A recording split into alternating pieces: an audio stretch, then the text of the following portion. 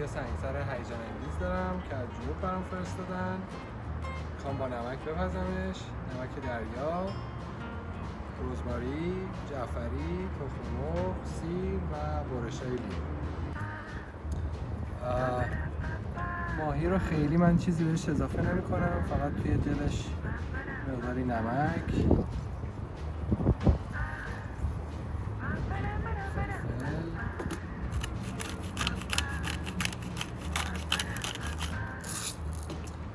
و چند برش لیمو ترش، مقدار رزماری کم فقط، چون رزماری خیلی مزهش طعمش تنده، خیلی نمیخوام بذارم. جعفری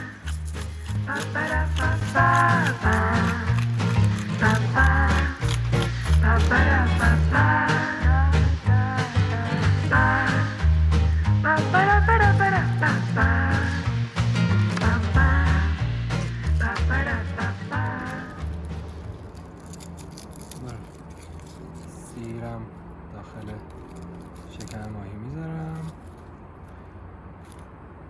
با همون پوستش. وزن نمکمون تقریبا 2 برابر وزن ماهیمونه.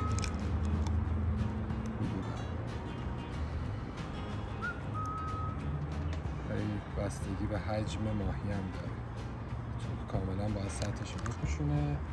از سفیده تخم مرغ استفاده میکنیم.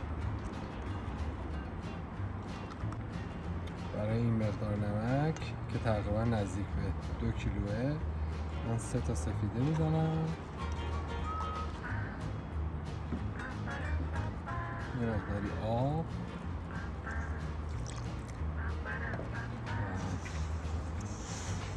تمام نمک رو به اینا آغشته میکنیم. نمکمون نباید خشک باشه جاییش، کاملا باید حالت ماسه خیس بغل دریا پیدا کنه. یه همچین باید.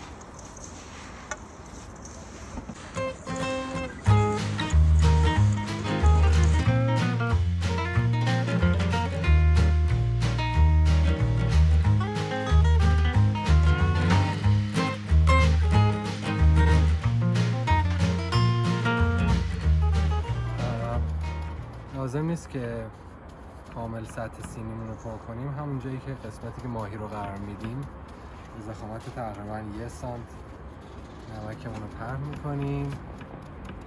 من مقدار لیمو، برشای لیمو زیر ماهی میذارم.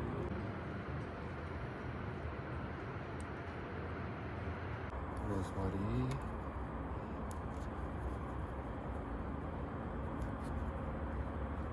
ماهیمون رو قرار میدیم.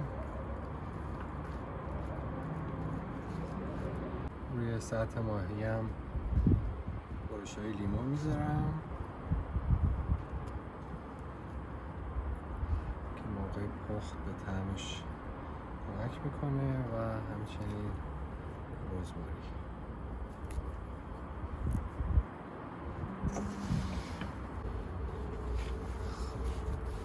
سطح ماهی رو هم با نمک میپوشونم، همون ضخامت 1 سانت.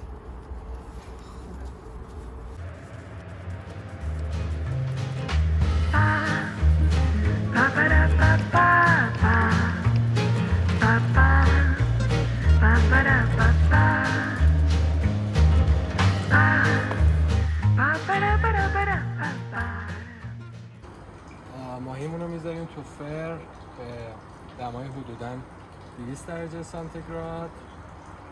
بسته به حجم ماهی یه زمانی حدود نیم ساعت تا 40 دقیقه هم طول میکشه پختش.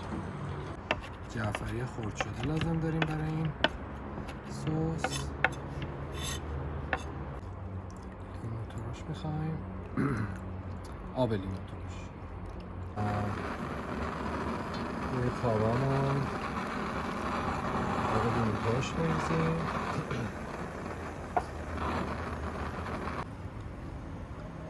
به قول افتاد سیر له شده اضافه میکنیم بهش.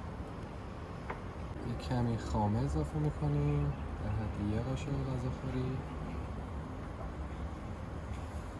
و خوب همش میزنیم.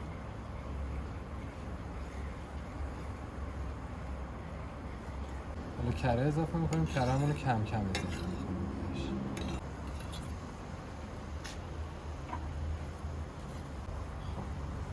جعفری خرد شده اضافه میکنیم.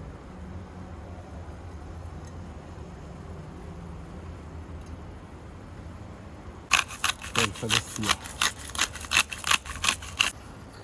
بلورت سسمون به این حد که رسید دیگه آماده است برای اینکه بره روی ماه.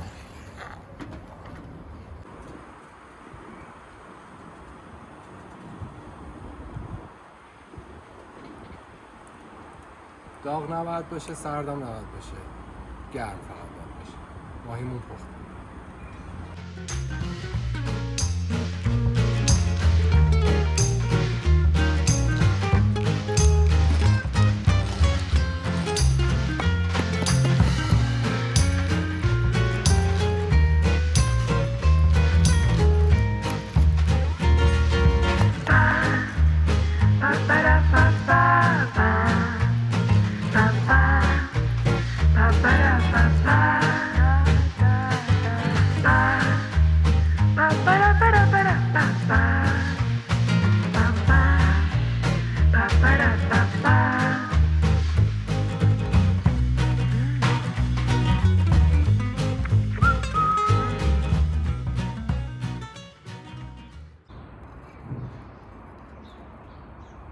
تو این مدل پخت ماهیمون کاملا آبدار میشه و پوستشو میشه به راحتی جدا کرد.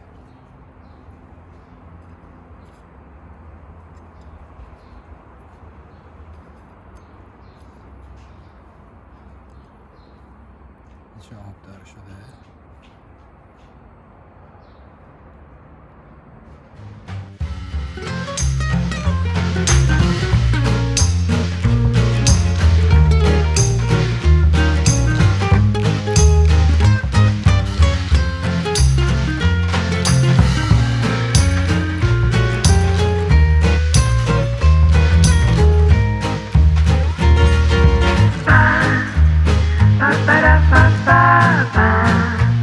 Ba ba ba ba ba.